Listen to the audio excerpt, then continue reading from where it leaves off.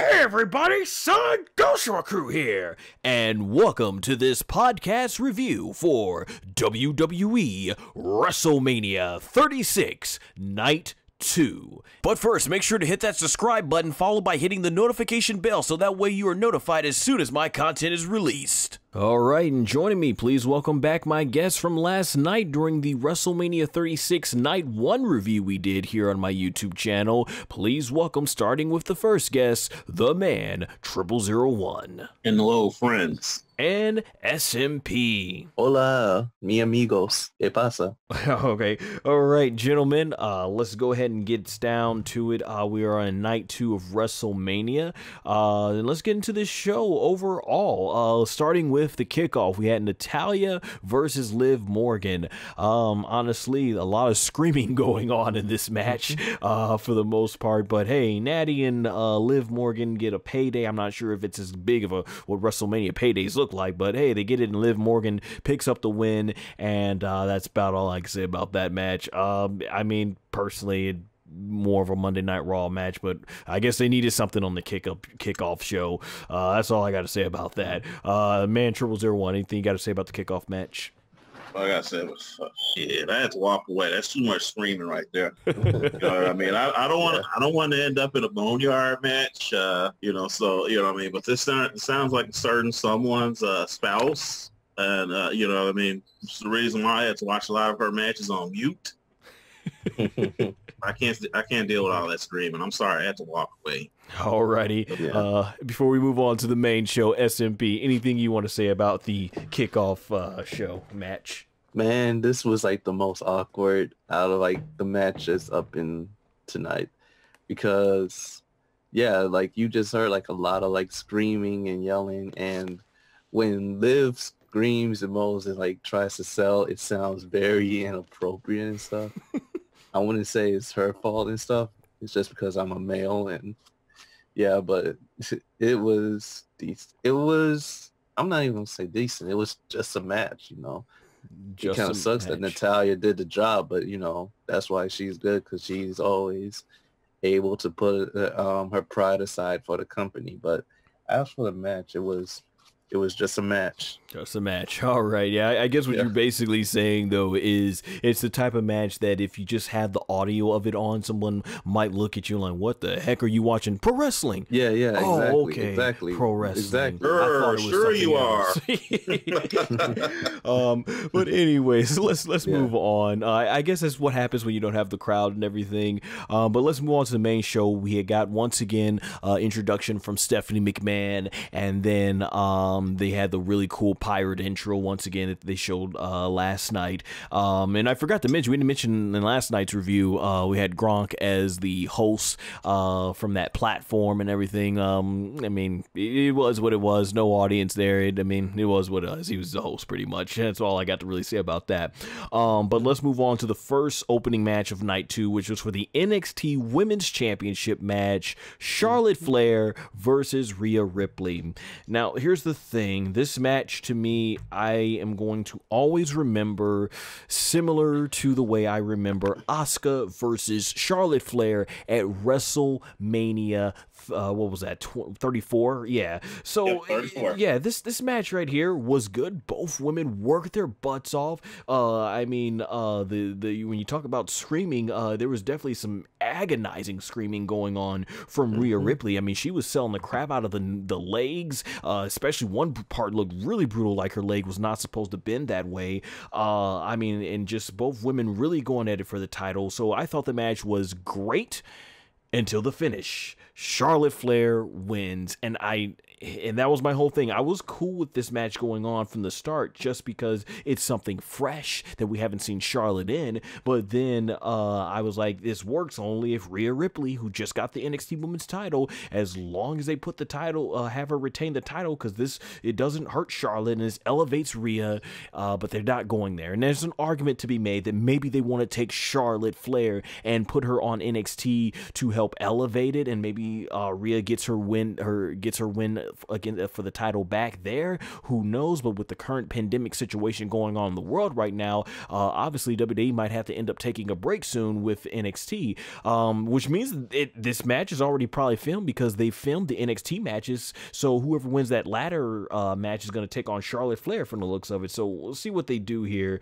But I just really thought Rhea Ripley should have got the rub here, should have retained the championship. They didn't go in that direction. So I'll just always look back on this as a really great match, but with a disappointing ending. That's what I got to say about this match. SMP, what did you think about it? Well, I thought it was all right for like some of the working thing, but I couldn't like get believability that Charlotte could beat Rhea.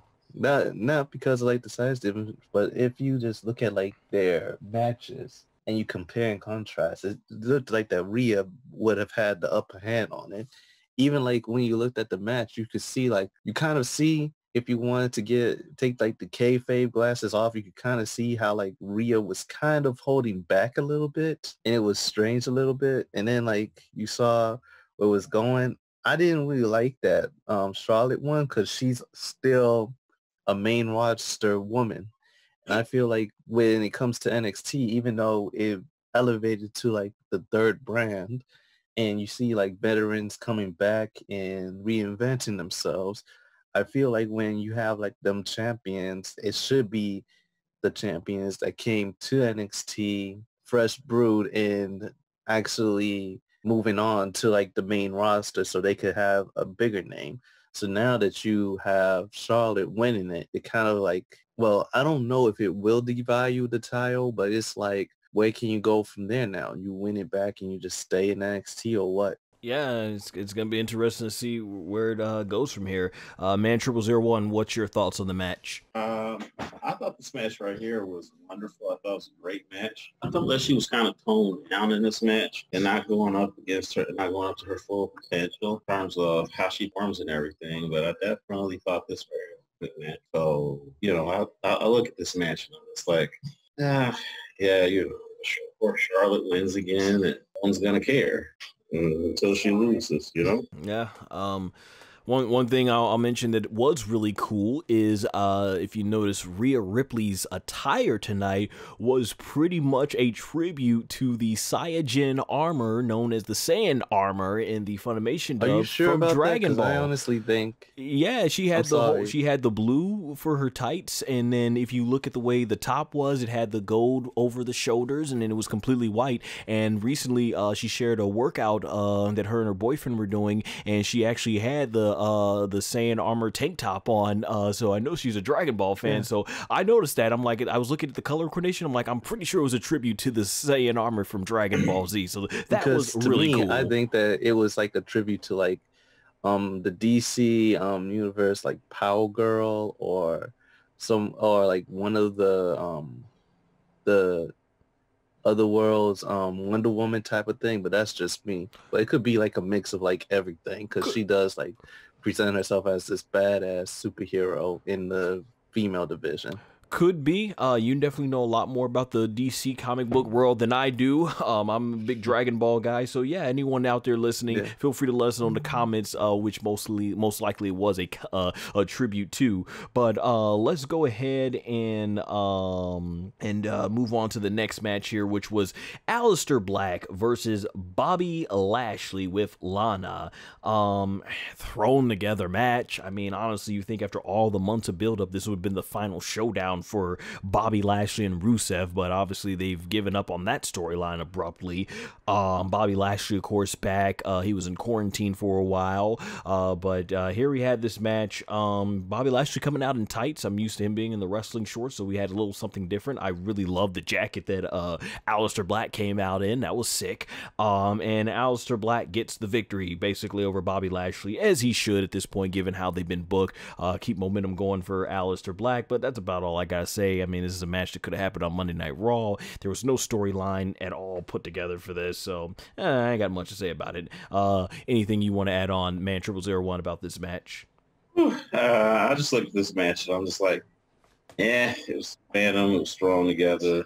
Honestly, it was a, well, first, before I get into it, I'd like to say Bobby Lashley looked kind of like You know, he looked like he was kind of paying tribute to let's see, what's his name? Big T from Harlem Heat, aka Ahmed Johnson. That's what he kind of looked like tonight. It was just, you know, those were some pretty cool tights and everything, some nice boots. And, you know, this match right here, largely forgettable. That's what I can say. Largely forgettable.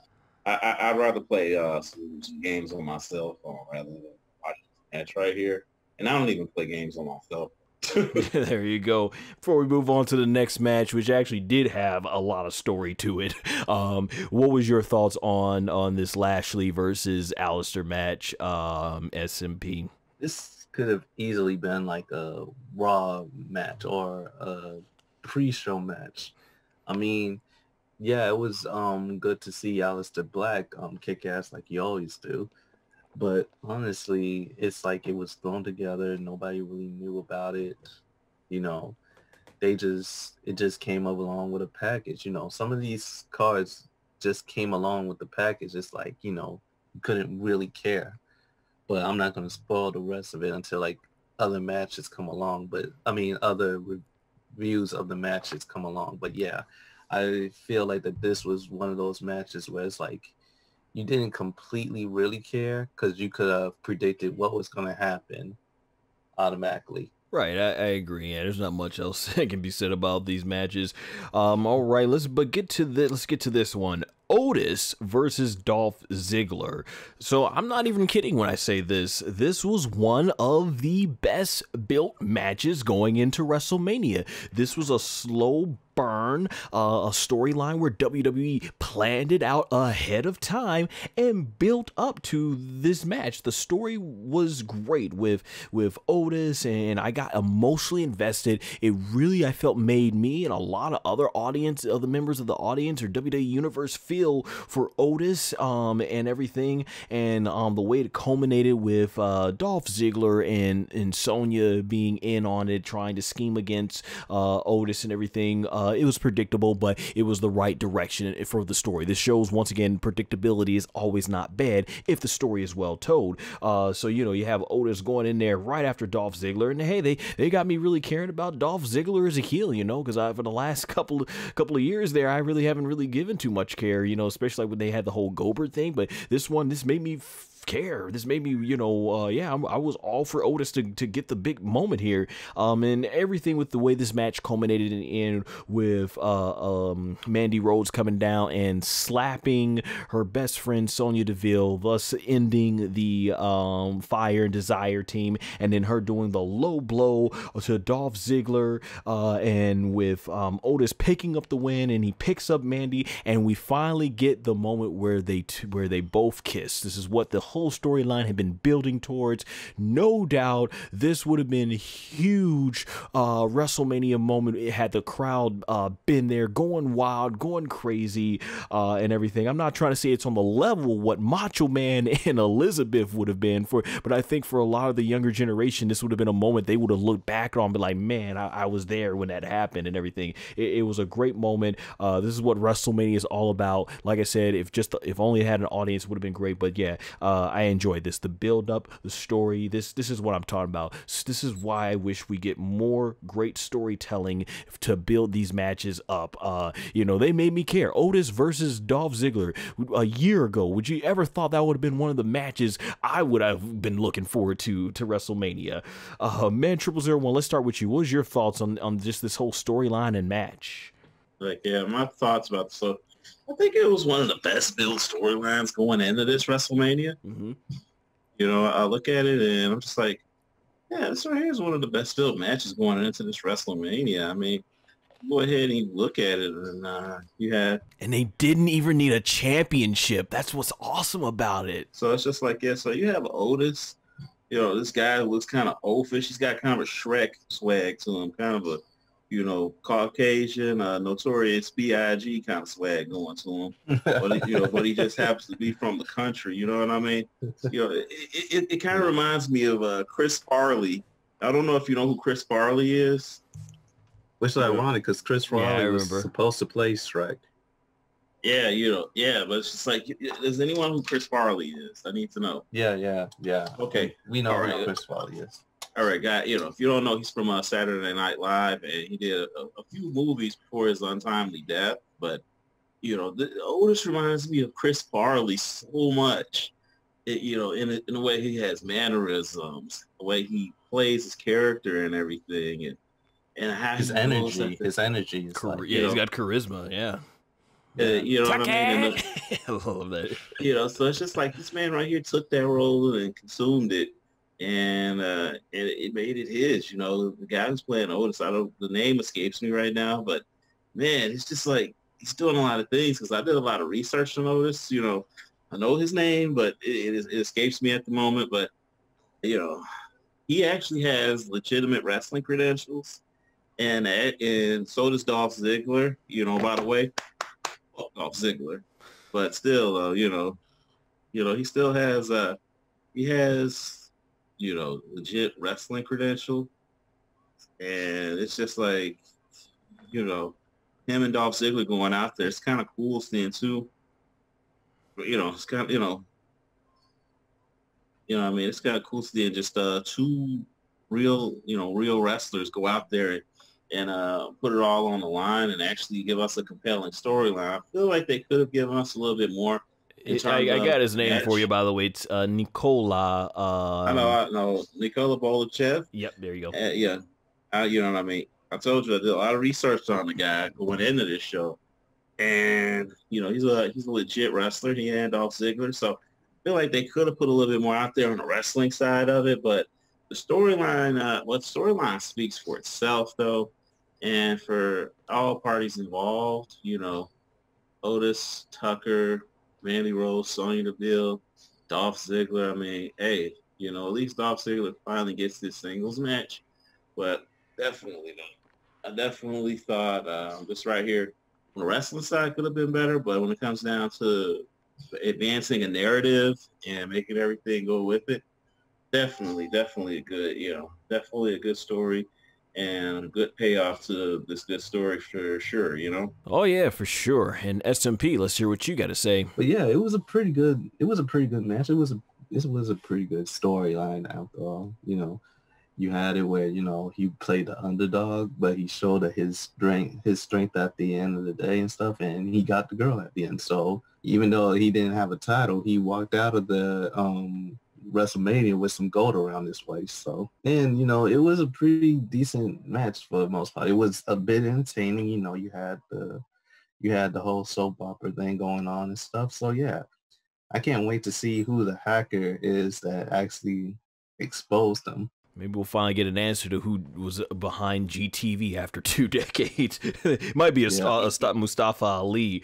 But yeah, I really love it. And, you know, it was great. They kept Otis being himself. And in the end, you know, great job to show, you know, people out there that, hey, just be yourself and everything. And that's what happened. So I thought it was fantastic storytelling. Well done to whoever was behind that on the SmackDown side of things of the booking. I know, like, how that story came along. That story actually came along because, of course, you know, Mandy and Otis and them, they're all, like, friends now. But, like, it started back on the old NXT days. Otis was just doing, like, some light trolling and stuff on Twitter and stuff, and that kind of, like, grew into her mentioning it and ride along and stuff, and then they actually decided on making that into a decent storyline, because that's literally what people possibly would want to see, because of heavy machinery and Otis, like, charisma and stuff. It was mostly like the fans idea, and booking kind of like sided with that because they could afford to side with it. So it was organic growth, as you may say. There you go. Some of the best storylines organically grown. I love it. And let's move on to, once again, yet another one of the best built matches. And this is the best built one in terms of the more serious, like personal level type feuds. And that was the last man standing match. Edge versus Randy Orton. Man, we all went crazy. We all were marking out hard. We all watched the Rumble together with our friends when Edge came out. We knew there was a possibility, but to see that moment, man, and the emotion on his face, it was awesome. That was pretty much going to be his WrestleMania entrance this year, since we won't get it here. Just the emotion on his face, and you knew that wasn't going to be what it was going to be here in this match, since there's no audience. But man, the promo work was fantastic. Absolutely fantastic promo work by both these guys, and the match was personal. It was intense. This match basically was a brutal tour of the Performance Center. They were fighting all over, everywhere, in the offices and cramped hallways. They were fighting on all the loading docks and on the trucks and everything. It was brutal. They were going at it. Randy, I think, he got like a nasty cut on his back and everything.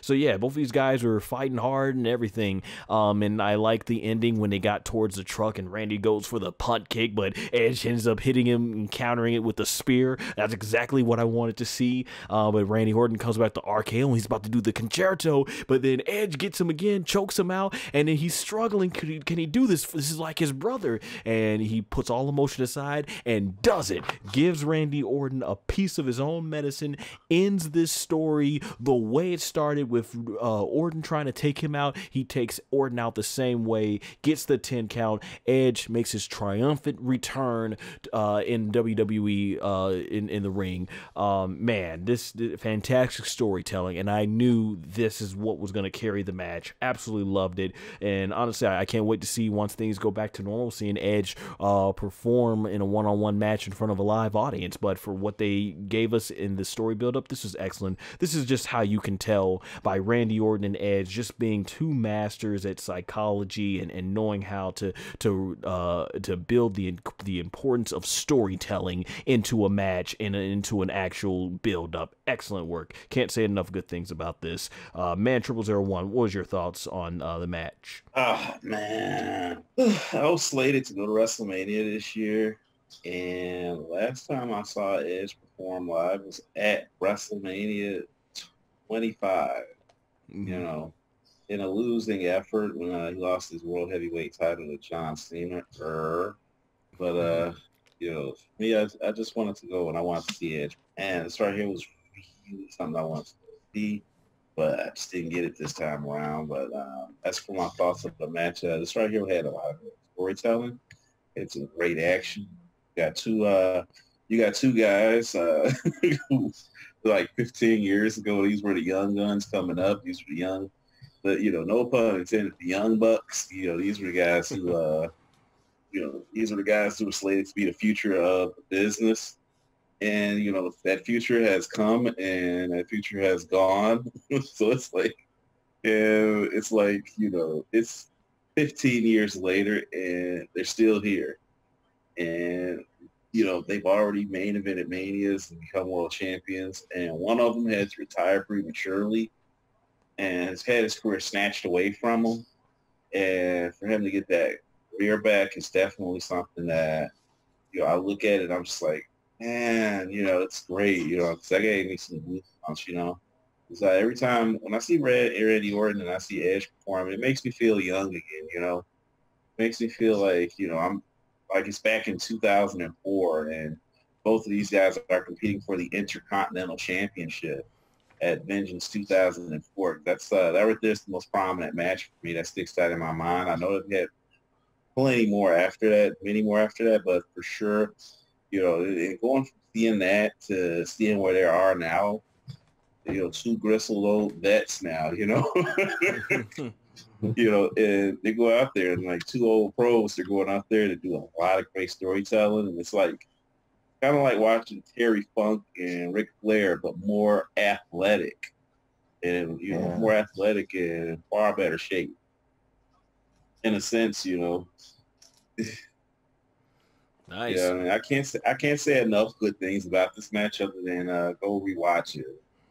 This right here, you know, Like that Boneyard match, that ladder match and everything yesterday stole the show. This right here is the match that stole my heart. Yeah, a great way to put it. Before we move on to the next match, SMP, what was your thoughts on this? Because, hey, we all three were kids when Edge first debuted, and he grew up into popularity when we were teens and stuff, and now, you know, shoot, you know, he bypassed all our 20s and or college years, you know, and now here he is. He's back, one of our childhood favorites. So, what was your thoughts on the match? The man said, it was very great. It was really hard because it's like these two guys, they basically went through like early childhood years from when we was like 12 on to like when we was in our late teens and early 20s, because, you know, Edge like retired and Randy kept on going on, and then goes in and out.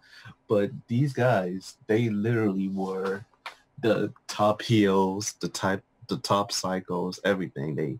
They faced every one of like your favorite like wrestlers. They faced Undertaker, Triple H, Shawn Michaels, even Hulk Hogan. Well, Randy did. I don't think that Edge did, but he tagged. He was tag champs with him. Yeah, so as I was saying, so these two together, they have great chemistry because they know the business so well, even psychologically. Even with all the shutdown stuff was happening, you put a camera on these two, you give a microphone to these two, you put them on the ring, and they just know how to sell. They know how to make it good. So I said that this was a great match. This was a good rivalry, and who else would you put him with? Because Randy knows the business, so he knows how to like make it where it's good but keep them safe. So I'm also glad about that. They picked the right match and they picked the right guy to help Edge possibly beat Edge without him like actually going back to the hospital. Oh yeah, absolutely. I knew they were going to be able to just carry this whole match just based on their storytelling. And honestly, when I first heard he was taking on Orton, I was like, we've kind of already seen this. I want to see Edge take on all the new talent that we haven't seen him taking on. But obviously, I found out that we'll have more chances to see that later on. And honestly, they completely sold me with the storyline. And I was just glad, man. Randy Orton, once again, they seem to really know how to build a Randy Orton WrestleMania match. So it's always going to be good. May I also say that that's the thing about Randy Orton, even though you could see it thousands of times, he knows how to like literally make it where it's a little bit interesting, even though you know the ending is. Yeah, this is some. He always evolves his character, and he has that whole anti-hero but good villain type of concept.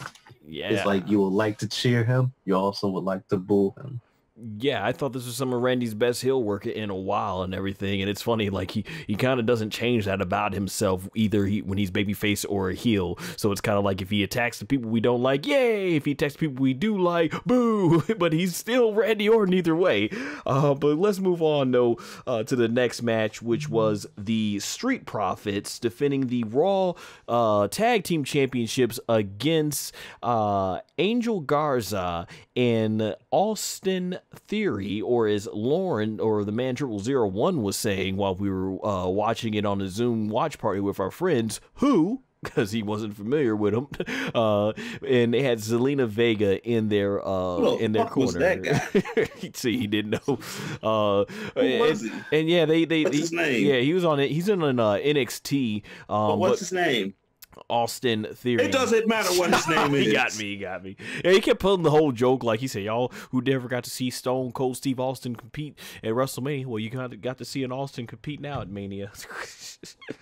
Oh boy, but for real though, as far as what's going on in this match, of course, what was his name? Andrade. He ended up getting injured, so they had to take him out of this match last minute. This match was fine, but just watching it in the Zoom watch party with our friends, I noticed how everybody during the Edge and Randy Orton match, that's all we were talking about was what was going on in the match. Here we were talking about everything else other than the match itself. So I mean, I really wasn't too invested, but hey, at the end of the day, the Street Profits won. Montez Ford does an amazing frog splash and no doubt would make the great Eddie Guerrero proud if he was still with us today.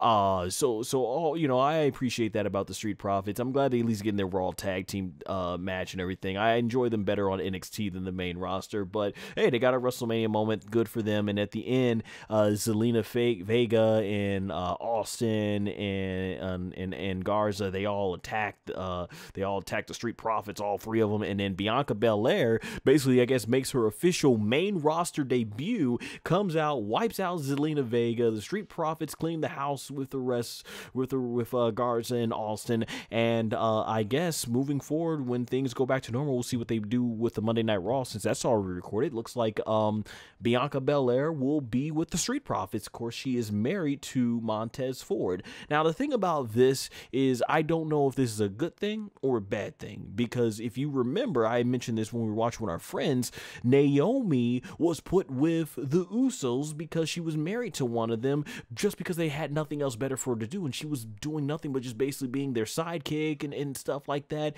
until they finally took her out and put her back in the title picture. And that's what I'm wondering here. Is it because they don't know what to do with Bianca Belair on the main roster? Is going to have her basically being to the side with the Street Profits, or are they going to give her a strong push like they did at the Royal Rumble? So I guess we got to see once things go back to normal, and that's where we'll be up with. But at the end, hey, Bianca Belair makes her debut. That's the biggest thing I can say about this match. Man, 0001, anything you want to add on? Huh? Okay, I guess not. SMP, anything you want to add on? While we were viewing this match, like for real, like, okay, let me say this. Hey, before we move on, I don't want to crap all over this match. I do want to say that all four guys and the two women involved, everyone put in a good effort. I actually was paying attention to this match for sure, but you know what I mean. But these guys had to follow up the previous match, you know. And when you have to follow up that kind of match, jeez, boy. Yeah, two matches that actually had heavy builds. Yeah, so it's kind of like it's kind of like, oh boy. It's kind of like TLC and 3LW. You know, like when you hear like No Scrubs from TLC, you're like, oh, that's good, that's the anthem. Know all the songs, and then you hear No More, and you also dated that's an anthem, but you know they're scrubs compared to TLC. So it's like I know that y'all not music savvy like that, but yeah, it's kind of like that. But, I know what you mean, Steve. I know what you mean. You know what I mean, or better yet, it's kind of like trying to follow up. We heard the songs before. Somebody like 50 Tyson. Oh, I haven't heard of him before.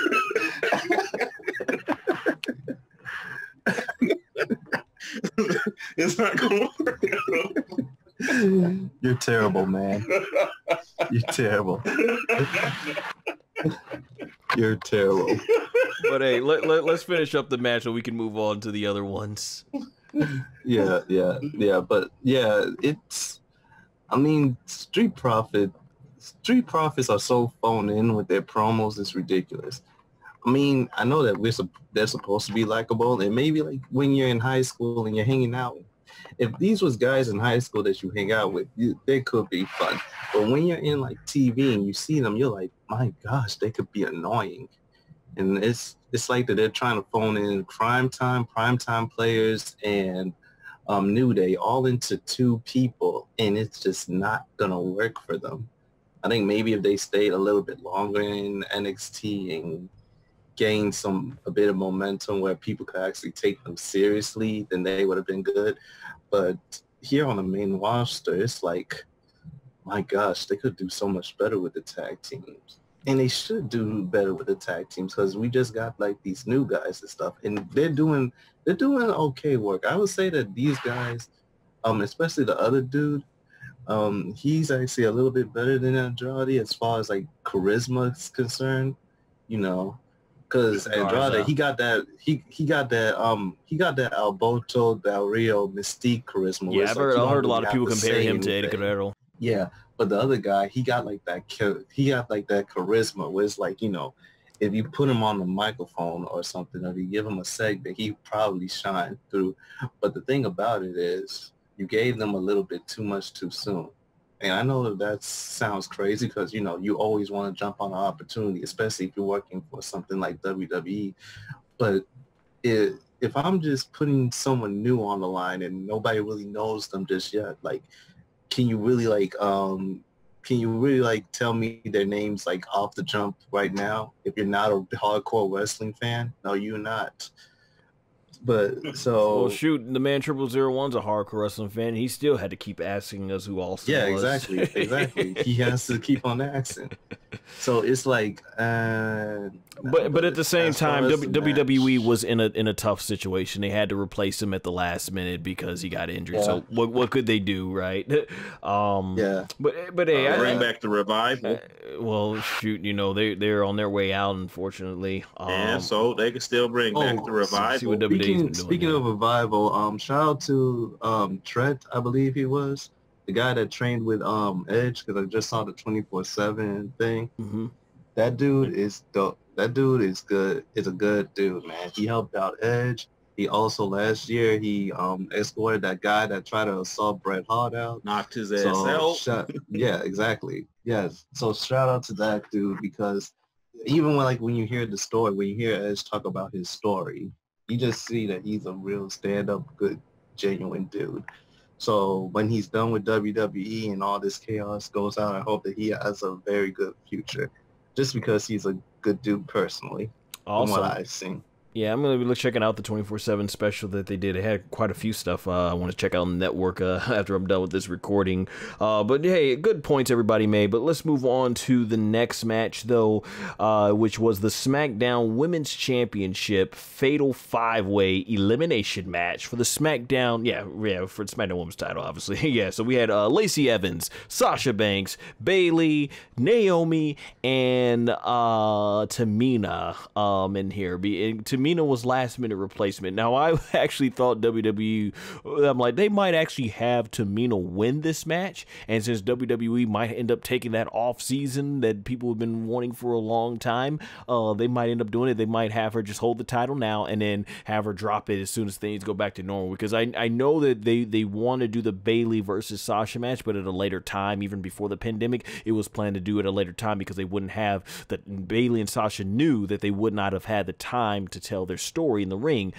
Surprisingly, I actually thought this match was pretty solid. I didn't think I would care too much about it, but it was pretty solid. You had Naomi, who was the hometown girl, unfortunately, the third time that it's been in Orlando here, but she did not win the title this time around. They actually took Tamina out after giving her a dominant win. So, I mean, this is the strongest I've ever seen Tamina look, I think, as far as going all the way back to at least singles-wise, going back to her match with Beth Phoenix, which was either a No Way Out or Elimination Chamber around like 2010, 2011, around that time frame. Probably it's 2011. And then, you know, they had Naomi get eliminated, and there was a little bit of disturbance where Bayley, I think she did something where she attacked Sasha by accident, trying to get at Lacey, and then after that, Lacey got the pin on Sasha, or was there like some disturbance between between Sasha and Bayley? We saw that first part of their build up starting, but of course Bayley eventually beats Lacey, who they got a lot of time towards the end. Sasha helped her win, but the first cracks are there. I kind of figured that when Sasha got eliminated, they did the exact type of same spot almost, where Triple H in the Elimination Chamber match back in like, what was it, 05? He could have stood up to help, or was it, it was 05. He could have stood up to help out Batista, but he didn't, or he dropped down or something like that.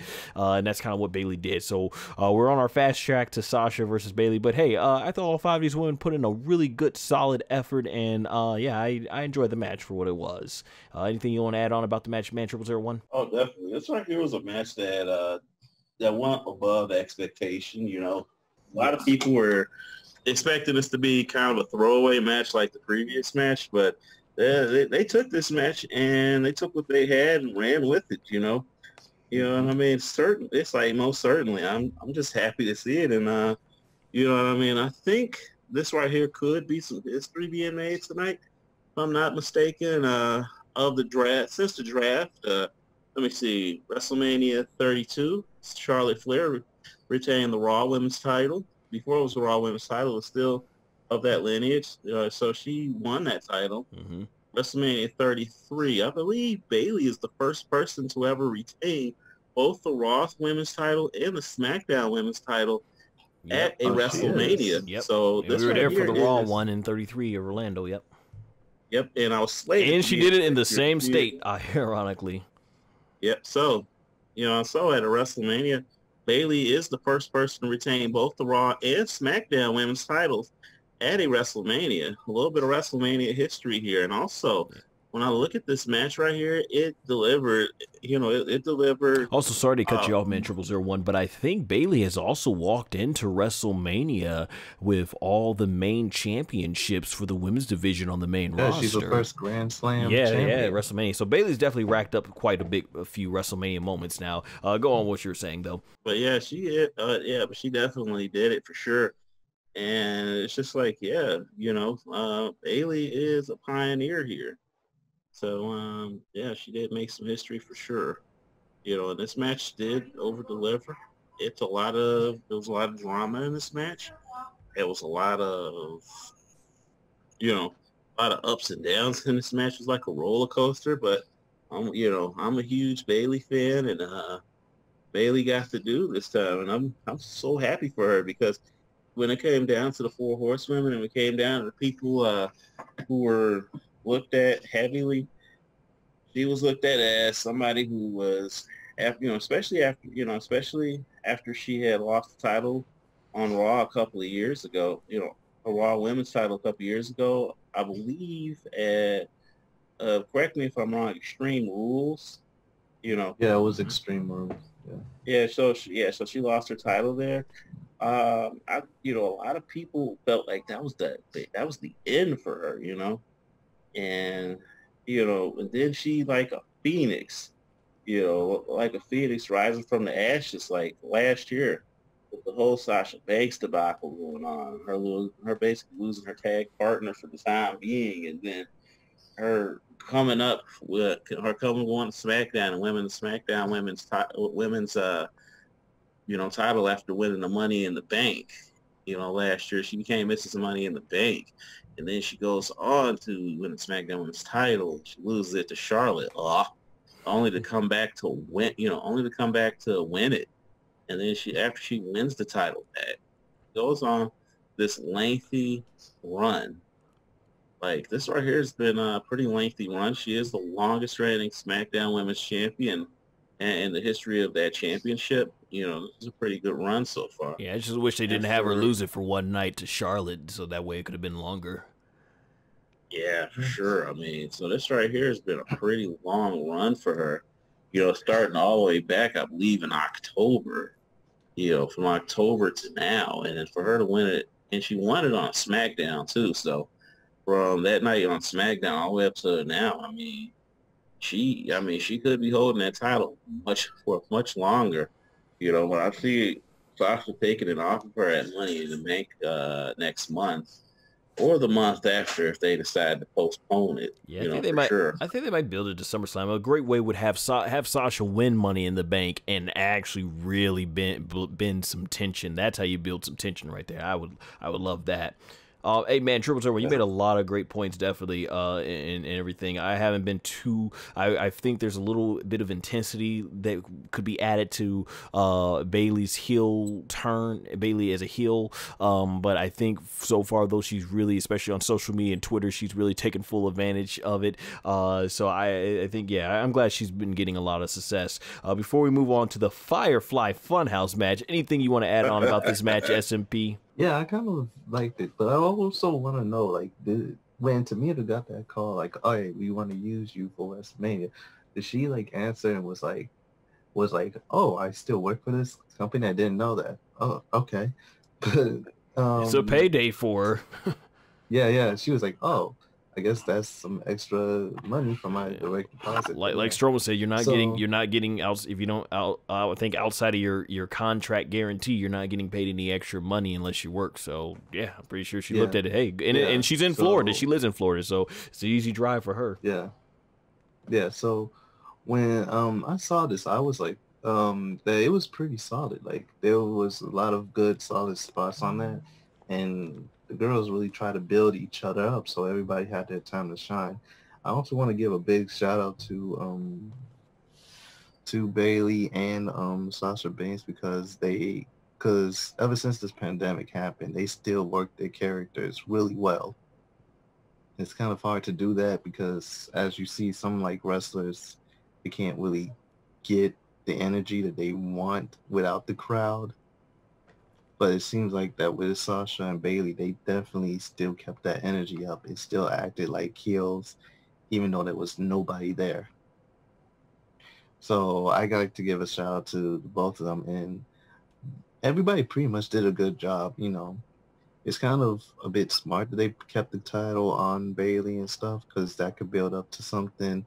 When they're done with that hiatus, that could be like build like the tension and stuff, and whether they want to keep Bayley as a heel or they want to like make Sasha the heel and Bayley just turns into like the face again, it's pretty good. So excellent. Yeah, I just hope that when they do like turn Bayley face or keep her heel again, they'll like evolve her character and stuff, because even though it would be nice to be like the huggable self, I want it to be like Daniel Bryan, where she just evolves a little bit to where she's still her, but it's a bit like more advanced. Well said, definitely. And let's move on now to the next match. And yeah, I don't even know if Tamina does live in Florida, but most of the talent does, so that was good. But yeah, you all brought up some great points as well. Yeah, definitely. Bayley and Sasha have definitely been on point from the very first empty SmackDown match, not letting us get them down and everything.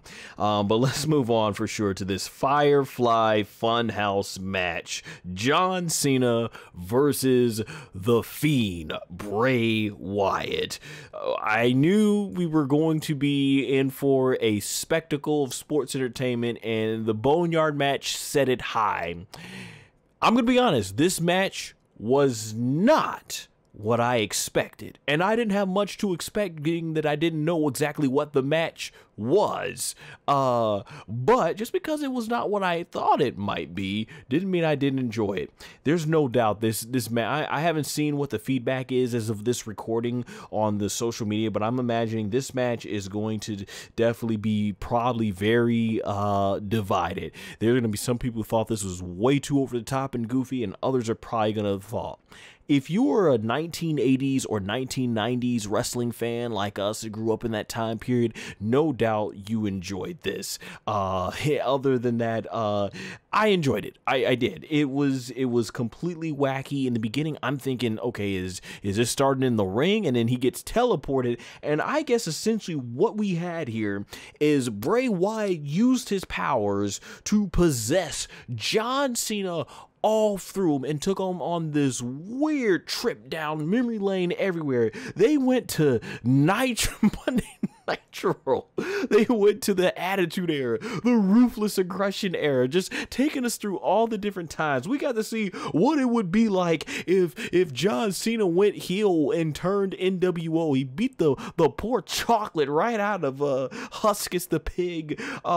We got to see him come back as the old Doctor of Thugonomics. We got to see Bray Wyatt go back to the old original Bray Wyatt. We saw him teleport themselves to the WrestleMania match from 6 years ago, where he asked Cena to go ahead and hit him.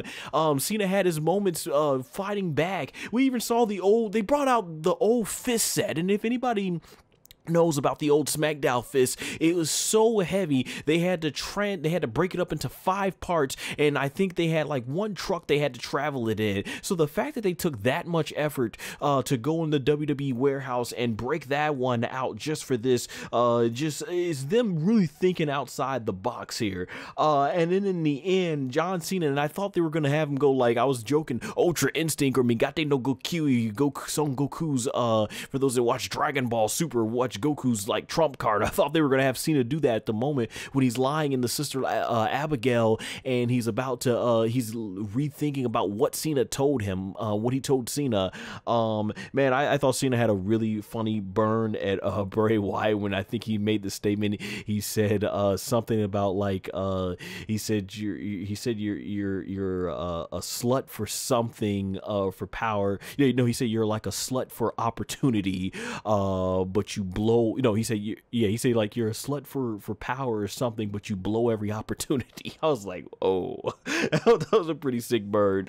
But I mean, man, this is just good stuff towards the end until Bray Wyatt basically morphed into the Fiend, and he put Cena down with the with the sister Abigail or Mandible Claw, pinned him 1, 2, 3 clean, and he made Cena disappear. So we literally cannot see Cena, and Bray Wyatt completely overpowered Cena. Cena really didn't get much offense. They really had Cena job out to this. He was completely mind blown and then physically destroyed by the Fiend Bray Wyatt.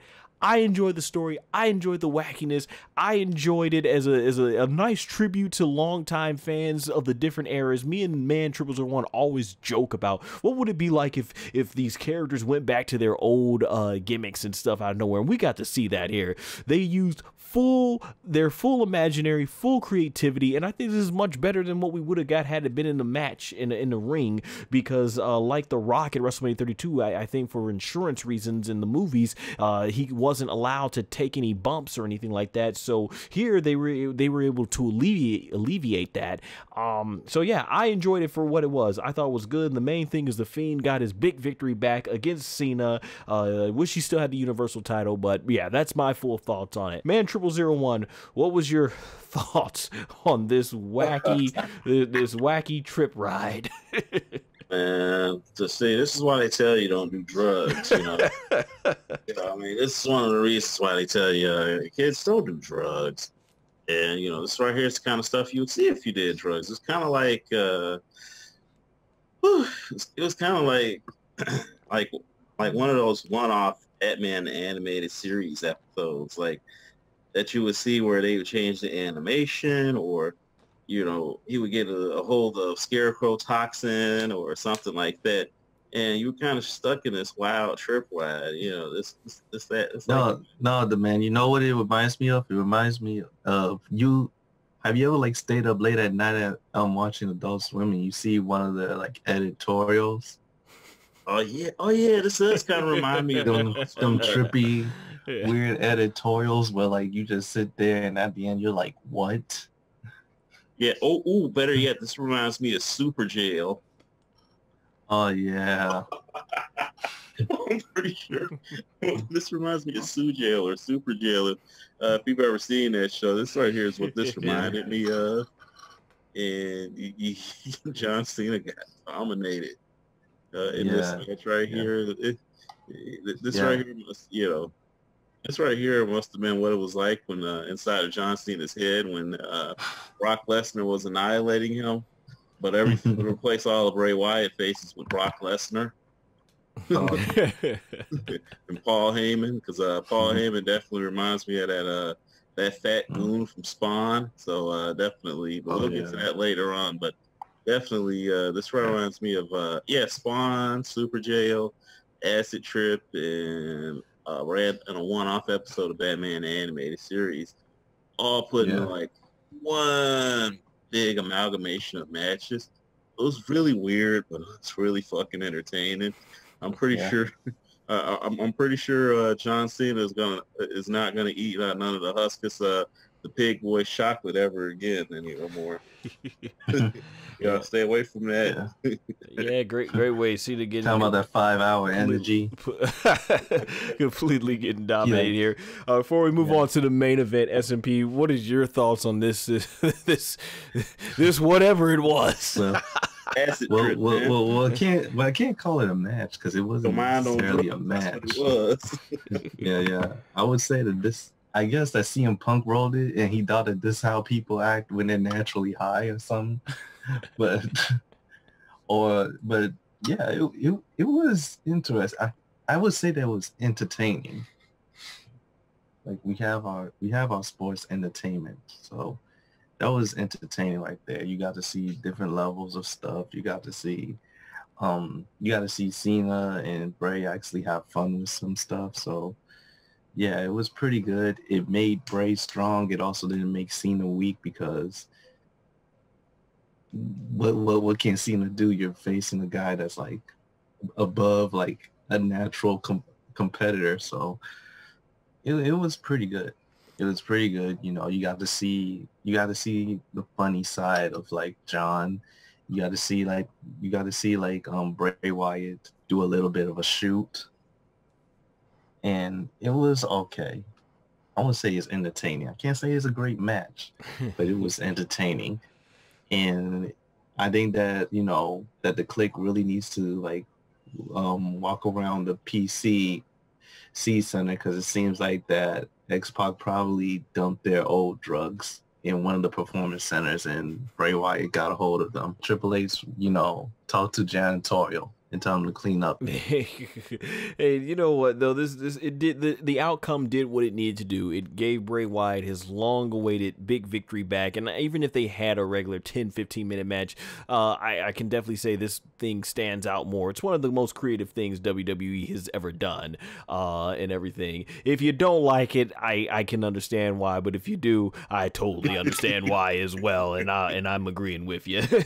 But let's move on to the main event. Good to see the Royal Rumble winner actually in the main event. We don't get that too many times in recent years. Easily get them. Yeah, the WWE Championship match: Brock Lesnar versus Drew McIntyre. Man, you know, I've been waiting. This guy winning the Rumble, I've been waiting 11 years. I was for Drew McIntyre from the moment he debuted as the Chosen One. So this match right here was basically, it was your L1 match. It was better than Goldberg versus, I'll say that, it was better than Goldberg and Braun Strowman, but it was another L1 spam finisher match, pretty much these finisher smashes. And spam signature, spam finisher. Pretty much, yeah. And we know, like I said, the match with Braun Strowman, Goldberg, when you see Strowman, Roman, and now you can put Drew McIntyre in there as well, you know these guys are capable of so much more. There was talks that Brock wanted to get out of their first match, but Vince McMahon let him go on to the main event, didn't want him to leave until the main event, and so that created a shouting. He was shouting at Vince McMahon and everything, and stuff like that. So he ended up going last. So I imagine Brock probably didn't want to be there too long with the pandemic going around, so just get in and get out, and that's pretty much what they did in this match. Brock hit him with several F5s, and Drew kept kicking out, and then Drew hit him with like a couple of claymores. 1, 2, 3. Drew McIntyre wins the WWE Championship. And you know what? Even though there's no audience in the crowd, y'all saw me during the Zoom chat. I got up out of my chair and yeah, because I've been waiting for this moment. Drew McIntyre finally gets his moment. Been waiting for this guy to be a world champion for years now. What a great comeback story. Finally, after everything this guy had to go through. I mean, I don't think anyone was hoping, no one saw this ever coming back during the 3MB. By the way, two out of 3 of the 3MB members now have been WWE champion. Incredible. Whoever thought that, right? But Drew McIntyre gets his moment, and I liked it. You know, the guy celebrated. He looked like he wasn't going to let the audience, no pyro, none, all the big glitz and glam they had set for him. He wasn't going to let that hold him back. You could see the emotion and how much this meant on Drew McIntyre in that win. But what I did like that he put his hand out. He reached out in front of the camera and pointed to everybody, and he talked to all of us in the WWE universe that was behind him. Like, yeah, I know you can't be here, but you know, he's like, I did this for you, and I loved that. I absolutely loved it. So I felt the emotion even despite the circumstances. Super happy for Drew McIntyre. Just like Kofi Kingston got his moment after 11 years last year. I'm glad to see Drew get his finally after 11 years. And hopefully when things go back to normal, they give this guy a nice lengthy reign, and they push him strong, but they keep him interesting, and they hopefully give him a lot of interesting opponents and interesting storylines, so that this can be a championship that we remember. So happy for Drew McIntyre, and hey, Brock Lesnar, I'll give him praise as well, because I don't think a lot of people give him praise, because when Brock's on his A game, man, this guy really went all out to really put Drew McIntyre over big time, even going back to tell him to hold the championship up during the build-up, and to let Drew go ahead and kick out of multiple F5s, and he takes just 2 Claymores and does the 1-2-3 job. Brock Lesnar really went out to build Drew McIntyre up, and that's awesome. So I kind of figured this wasn't going to be a great match, nor did I expect it to be a great match. I just wanted the result. I'm like, let's get the title off of Lesnar, because I do think he's still a great attraction, but I think the lengthy reigns for me and many fans, I know, just doesn't work. But yeah, Drew McIntyre finally getting his moment. That is what this all was about. Man0001, let's hear from you, because I know in the beginning you were not a fan of Drew McIntyre. Boy, oh boy. This right here is one of those things where Drew McIntyre over time has earned my respect, you know. As for me, I don't like wrestlers as soon as they come through the door. You know, I'm not a person who just goes ahead and it's just like, yeah, this guy right here. Yeah, you know, as for me, I always knew he was a great performer. I never thought he sucked as a performer. However, I saw potential, but potential don't pay the bills, you know. And from him, I wasn't seeing what he was capable of. You know what I mean? I wasn't seeing the things that he was capable of coming to fruition. And it was one of those things that was upsetting me, you know? Like, you know, it's like, I know this man's got the gifts. I know he's got all the tools in the world, you know what I mean? And I look at him and it's just like, this guy's he's not doing it. He's not doing what he's supposed to be doing right now. He's supposed to be kicking ass, taking names. Instead, he's out here begging, not booked correctly. You know, of course, you know, he's not booked correctly, and he's not making the most of what he had. And the best thing he had done up until his departure from the WWE was become the Intercontinental Champion and be a part of it, 3MB. That's about it, you know. So he went from, you know, that going ahead and touring the Indies and working in TNA and everything, and he really stepped his game up. I mean, a lot of guys go ahead and they just do what they have been doing in the WWE while they're in the Indies, and they hope that they get another chance either in TNA, ROH, or they go to Japan and stuff. But what Drew did was he toured the world. He toured the Indies, went to TNA, and he refined his game. He got himself back together. He pulled himself together, and he got Brutus, and he weathered that storm. And, you know, when I look at this guy, he earned my respect, you know, from going through all of the hard work and doing everything he needed to do to get there. So, for me, you know what I mean? It's not like I personally had something against the guy when he first came to the WWE. I just couldn't respect him as a performer, though. I mean, I liked him on a personal level. I mean, but at the same time, I look at him and I'm just like, until he proves himself, his name is going to be Drew Mac and Cheese, you know, because that's what I called him. Drew Mac and Cheese came out with a whole lot of yellow, you know, and he came out with that theme song. It's a pretty good theme song, but definitely, he just didn't. Yes, I miss Broken Dreams. I wish they would have brought it back for this. Yeah, so he didn't have broken, you know, but given, you know, with that being said, though, he came back, earned my respect, and ever since his NXT run, you know, I've always predicted that he would become the WWE or Universal Champion. So, so this time around, he did a lot of good work, a lot of great work. And, you know, I'm so happy for the guy. I'm happy to see his personal growth and development. So, you know. And shout out to you, too, as well, man, 0001. You actually called this last year. You said, because I was like, you were like, because he lost to Roman last year. I remember you telling me, he's like, you know what, don't worry. I feel Drew McIntyre is going to get his moment next year's WrestleMania. Not under the circumstances that we thought it would be, but he did. You know, now, one of the things I like to think is this stuff. I want you to go I want you all to go listen to this song called Lazy Eye by Silver Sun Pickups. I highly recommend it because it reminds me of this night. Like the first lyrics of it, goes like this. I've been waiting. I've been waiting for this moment all my life. Something's not quite right. And then like the second chorus goes like this. I've been waiting for the silence all night long. Just gotta wait my time.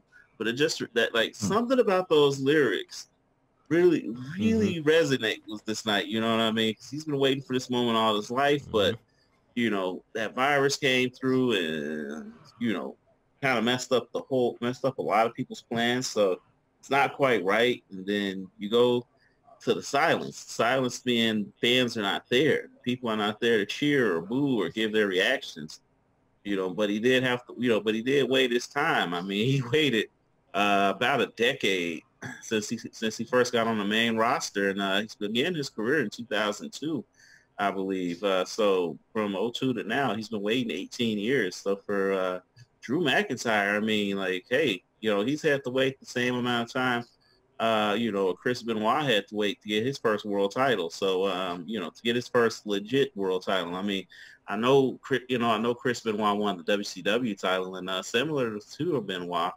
Drew McIntyre won his first world title in another promotion, TNA. So, yep. Definitely for Drew McIntyre, the 18-year odyssey has, culminated to this night, Mm-hmm. You know what I mean? In the famous words of Jim Ross, the 18-year odyssey has culminated to this night. So definitely seeing Drew McIntyre go from that guy, that I heard about on the indie, international indie scene to Trojan One to 3MB to working the indies, then becoming, coming to TNA as Drew Galloway, and now he's back to WWE as Drew McIntyre, and now he's back on top of his game. I'm definitely happy for that guy. And last year I called it for sure because for me, I'm able to see things, and I'm able to see the trajectory of where things are gonna go. I saw Seth Rollins getting that big push because Roman Reigns was going to be out of the picture. Dean Ambrose was going to transition back into being John Moxley and go to the rival promotion. And I saw Drew McIntyre's opportunity opening up because, who are they going to put the title on Raw and actually carry that show, as a top babyface? And I see Drew McIntyre being a top babyface, being someone who had to go through a lot of hardships in order to get here. So definitely I saw that trajectory going, for that. I mean, but, this virus came through, almost messed up those plans, but, I definitely saw it happening for sure. And you know what I mean? And if your guy isn't the champion right now, if your guy isn't there, just wait a while, wait a while, show some patience, keep working hard in the background, and those dreams will come true, those dreams will come true. It's not a guarantee, but stay working hard, you work smart, and you go ahead and make sure that you're able to time these things properly, and you'll get there. Little luck, some opportunity, and a lot of hard work will get you to where you need to get to. Yeah, well said, and I'm glad due to the virus going on, there was talk that maybe Brock Lesnar would retain, and they would wait until things go back normal to then give Drew his big moment. But with the whole uncertainty of this thing, and we have no idea when things go back to normal, I'm glad that they did go ahead and give Drew his moment, let him win the title, and then we'll just start over fresh when things go back to normal, and just let him get a nice reign out of it. Yeah. Before we end the for sure. But a few more things, and for sure I hope Brock Lesnar is able to get back to his family in Canada. Oh yeah, for sure. Because travel bans. I know he takes private jets, so hopefully. Yeah, so I hope things. I hope he gets there safely because travel from Canada is banned. So Hope he gets there safely, though. I mean, for sure. Yeah, for sure. And before we wrap up the podcast, SMP, what would you like to say about our main event here? It was okay. It was pretty okay. You know, it kind of ended like in a blink of an eye, though. But I'm glad that, you know, Drew McIntyre got his moment and stuff. And even though there wasn't a lot of people there, when he won, you could just feel like the fans were for him. I think he could feel it also, that the fans were for him. You just feel like the energy, even like even if we was like via Zoom, we still could feel that, okay, people are for this guy and stuff. But now that he's won, now we got to get Heath Slater, you know, the money in the bank so he could win the championship too, because, you know, he's the only member who haven't got the he's the only member that haven't got the world title. Yeah. But there you go. But yeah, man, this dude Drew McIntyre, he grew tremendously. Like, and most times I said this, like, when it comes to like WWE, sometimes you need to like walk off for it to like get like your stride and then come back and you're fresh and you're ready to get there. Because I know, like, he left and he went to like the independents and he was like great. Then he went to TNA and he was doing good. He even got like the title. And then after his run there, he went off and did like NXT. So everything from the IFC to NXT, he was doing great. And then he went to WWE and they gave him the rocket and he took off and he didn't let them down. So I'm glad that he did that. I hope after everything that goes on, he'll go back and do his run well, and he'll like feud with some great talent, and it'll be successful. So yeah. Awesome. Well said. I realized we just forgot to mention Gronk won the 24/7 title, but it was probably one of the least important things to happen on the show, which is probably why we forgot about it. But it is what it is. You know, I said on the No DQ review, when it comes to Gronk, I'm not familiar with him in sporting and stuff, but hey, if he can knock it out of the park and he takes to this naturally, just like Kurt Angle or Ronda Rousey, and he turns into a great performer, mic wise and in the ring and stuff. He looks like he's definitely got a lot of charisma about himself. Then hey, more power to him.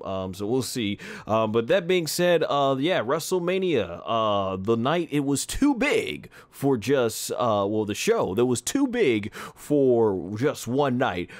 Given the circumstances, I think WWE put in a really good effort for WrestleMania, and there was definitely some memorable things about it. Personally, I think I enjoyed night one more than night two, so had this been one whole show together, no doubt I would have loved the whole first half of it and kind of thought it was dragging towards the second half. There were definitely some good moments and memorable moments on the second show, but I thought the first one pretty much was pretty solid from top to bottom. Would you all agree with me on that? Yeah, I feel like that when it came to it. The first night was pretty good. The energy was pretty well. Yeah, how about you? This night it was kind of a bit like, you know, there was still some good matches, but it was kind of like, Yeah, I got you. And how about you, man? Did you enjoy the first night more than the second night as well? I don't know. For me, I got to see a lot of. I got to enjoy a lot of good things.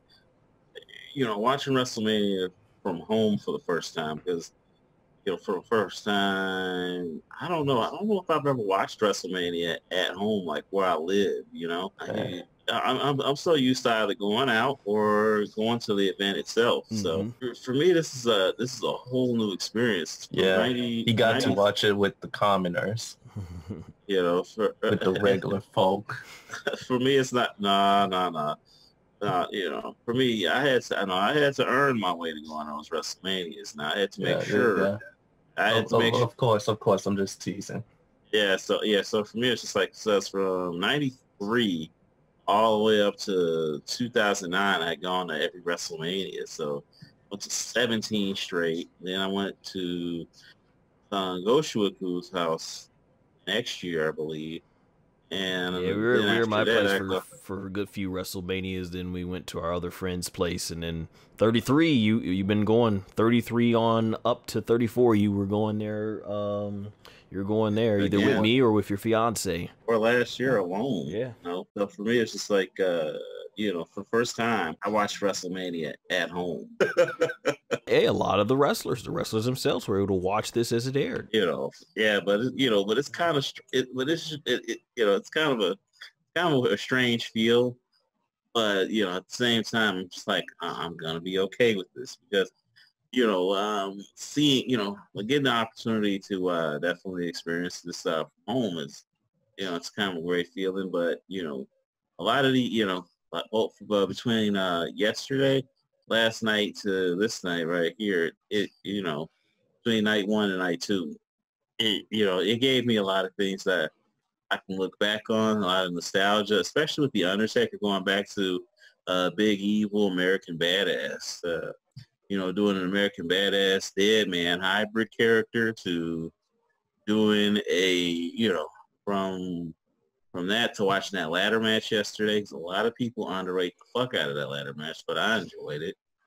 And, you know, and seeing Edge Randy Orton do it, it's like a lot of what WrestleMania is. It's like nostalgia meets nostalgia meets the future, meets the present, and the present meets the future, you know. So I definitely got to see a lot of what's going on here, and there was a lot of good showmanship. Yeah, it's a lot of good moments for sure. I think for me, I would say for me, night 1, it was the ladder match and definitely the Boneyard match stole the show. And for this night, honestly, shoot, I guess I'll probably give it to Edge and Randy Orton, honestly, because the other match were a spectacle where you just give me the moments, but in between overall best, I would say give like the ladies match like good thing too, because you know they kind of did.